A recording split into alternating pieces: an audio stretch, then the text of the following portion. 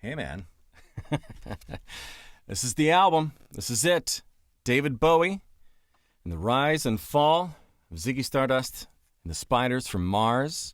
The K West on there, not where Kanye West got his name. That's actually a real business over in London. And they are furriers. They make fur, or they produce fur items, or something along those lines. So there it is. Ah, man, I was going to wear that same outfit. That would have been really embarrassing. Yeah, this is it, man. This is Rock Club here with 97X. The book club, but for albums, where we give you some suggested listening, and then you get an excuse to kind of carve out some time for music, which is what it's about, right? Just finding the time. This week's Rock Club featured album is the fifth studio album from the Thin White Duke, David Bowie's Rise and Fall of Ziggy Stardust and the Spiders from Mars. It's a 1972 album. It spawned songs like Moon Age Daydream, Ziggy Stardust, and of course Suffragette City, one of my favorite songs. And that was actually a B-side to Starman, which was a single it never even charted. When it came out, critics were kind of intrigued by this glam rock album, even though the storyline, they said, left something to be desired. It's since then gone on to critical acclaim, being called one of the most important rock albums of all time, and it was selected for preservation by the National Recording Registry, being deemed culturally historic or artistically relevant by the Library of Congress. Some history. When David Bowie was working on his album Hunky Dory, RCA Records heard it and then signed him to a 3-record contract. Some of the tracks off of Ziggy Stardust were recorded before Hunky Dory, which is kind of interesting. It was put together before the album, or the concept, which came after the album. So here's the concept. You ready? Ziggy Stardust is a bisexual alien rock superstar that is here to save the Earth. And there you go. That's the concept. Now, I had never listened to this album before last week. Whenever I tried to go buy it, it was either out of print or it was just that hard to find. I own Ziggy on record now, obviously, but I just got a record player for Christmas last year. It just hasn't made it into the rotation. So I was glad that we had this excuse to just sit down and pound out some time with some music.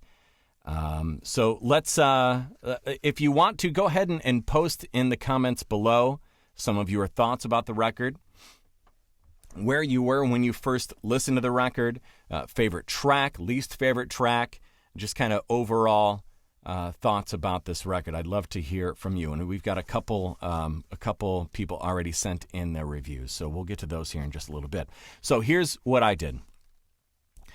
It kind of seems like my time to sit and listen to music is after a bunch of beers and the kids go to bed.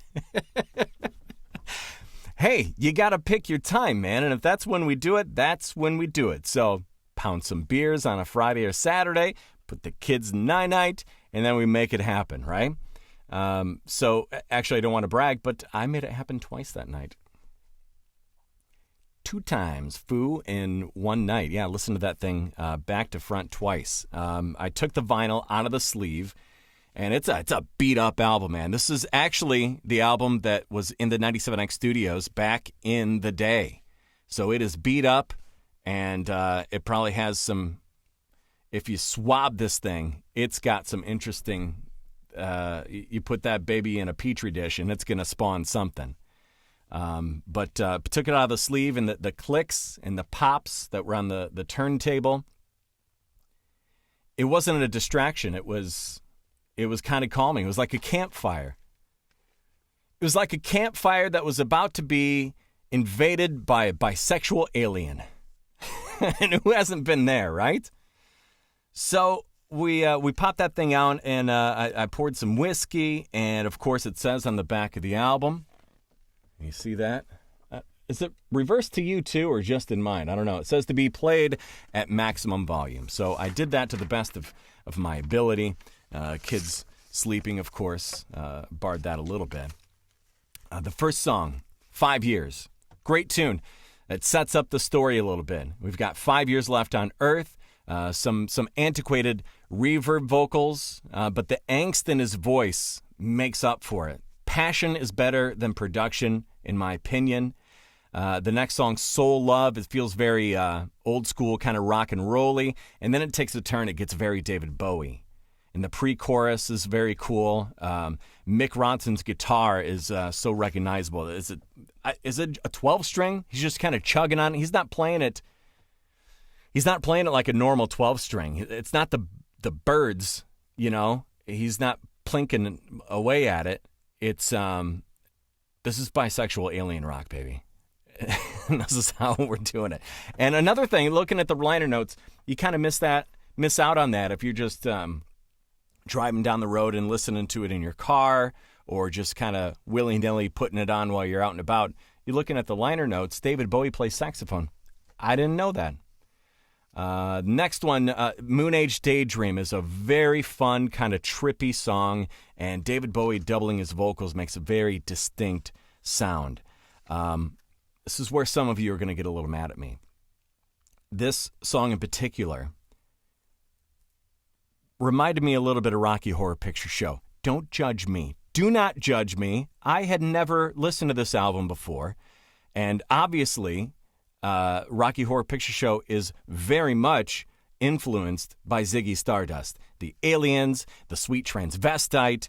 I don't know. They're at least, Ziggy Stardust and Rocky Horror Picture Show are at least brothers and sisters, or whatever non-binary distinction you want to give them. But that's where I got that, and that's where I'm going to get the most crap. Rocky Horror Picture Show. I'd love to know how they got some of those guitar effects, though. They probably had something that, now it could be an app on your phone that could make it, or a guitar pedal. Now it's probably the size of a Volkswagen. Starman. Starman was the single. Man, the 70s. The 70s were an interesting time, weren't they? Nothing against it, but it's, I mean, when I'm so used to Suffragette City, I mean, that is just, to me, that's the single. Ziggy Stardust, that's the single. To think that Starman's going to do anything, no wonder it didn't chart. I just wasn't super, not that I wasn't into that song, but I could understand why it didn't do much on the charts. It Ain't Easy, originally written by Ron Davies, who wrote a ton of songs. Three Dog Night, Joe Cocker, Randy Travis, Jerry Jeff Walker. And this one kind of gave me an idea like it could have very well been a John Lennon song. Lady Stardust, Ronson's playing some cool kind of minor key, off-chord key chords, and is generally believed to be written about Mark Bolan from T-Rex. So I found that kind of interesting. Did some research on that one. Star is the next one. The reverb on the vocals, holy cow. It's like reverb overload. And I'm thinking 1972, it had to sound like spacey. There had to be such little, and I don't know if this is true acoustic reverb or if they reproduced it somehow, but they had to think that reverb made it sound spacey, and boy did they want to push the spacey part of this, and they just kicked it into overdrive. And you know, we just went to the moon several years before that, and the idea of a rock and roll star was fairly new too. He combined these two and made Rock and Roll Superstar, which was I think a good song. Hang On to Yourself. Now, my first introduction into this song was Gilby Clarke from Guns N' Roses put it on his album, The Hangover. A fun rock and roll song with some hand claps and driving guitar.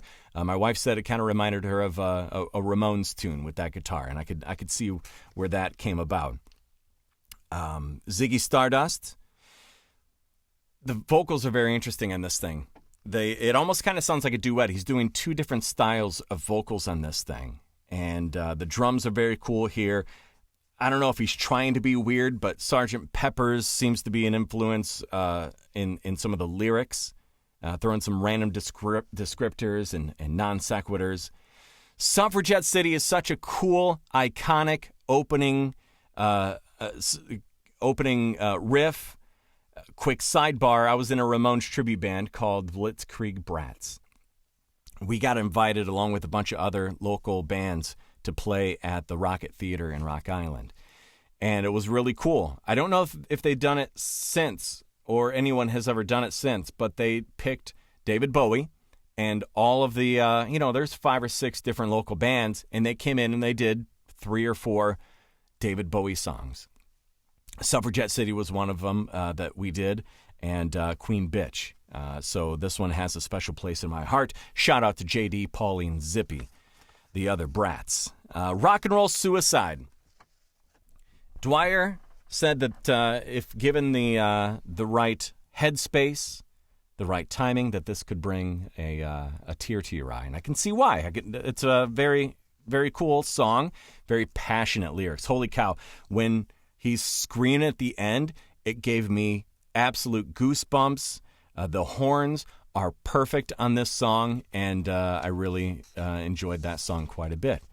So there is my kind of take on the album. Curtis Clemens wrote in, and he gave a nice little review here. I won't read the whole thing. I've got it posted. We'll have it posted on 97x.com. He wrote a lot here. He says that he hadn't listened to this album from start to finish, but I think it's safe to say that he's a fan now. He said he's been missing out. This is just fantastic music, one of those albums that needs to be heard in one sitting and in order. And he loved the flow of it. It seemed to take you on a ride and made me feel and understand why so many musicians always rave about what a musical genius this man was. He said he came away after the first time wanting to hear it again. He listened all week, kept hearing a little more, with lyrics and different instruments being used. It almost sounded like they were hiding behind another. And that's what I found too, is every time you listen, you go, ooh, I heard that a little bit differently.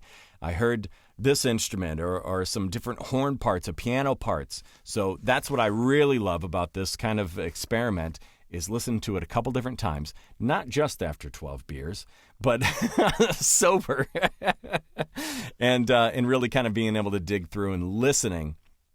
I haven't sat with headphones to listen to an album in a really long time. I would imagine this one would be a really good one to do that with. So Curtis says he went down to Ragged Records. They were unfortunately sold out of this one. John over there at Ragged Records says this particular album goes like that. People know that Ziggy Stardust is a great album, and as soon as they get a copy, it is gone. So make sure you check out all your local record stores and make sure you try to grab this one. Curtis says his favorites, if he had to pick one, was Hang On To Yourself and Moon Age Daydream. So then we got a few posts on Facebook. Kathy Williams says this is her first Bowie album and the best in her opinion. Patrick Halverson says it's one of those albums where I have a different favorite part or song with each listen. Rick Eilers says it's most Bowie albums for him are one great rocker and a bunch of blah, blah, blah, except for this one. Being a concept album, you have to hear the whole story. Mike Mudd says, great pick. Don't know if I've listened to start to finish. Will do now. So that's also a very cool part about this whole thing, is people are just, man, I haven't heard that one for a while. They either download it or go grab it, and they put it on. So let me know if that's something that you have done, whether in the comments below, whether we're live or not. Just plunk them below, and I'd love to read them. And just let me know what your thoughts were about this album. If you have any requests about an album we should do in the future. I think I'm going to take a break with Christmas next week and New Year's and all that. I don't know how much time I'm going to have to devote to sitting and listening and tearing apart some albums. So New Year, we're going to put out a new rock club, book club for albums. So if you have a request, I would love to hear it from you. Do we have any comments below? I can't see where I'm looking. So I'll try to get in there and answer and all that here in just a little while. So in the meantime, thank you so much for watching. And then, again, if you have any questions or comments, please put them in below. And thanks for watching with 97X.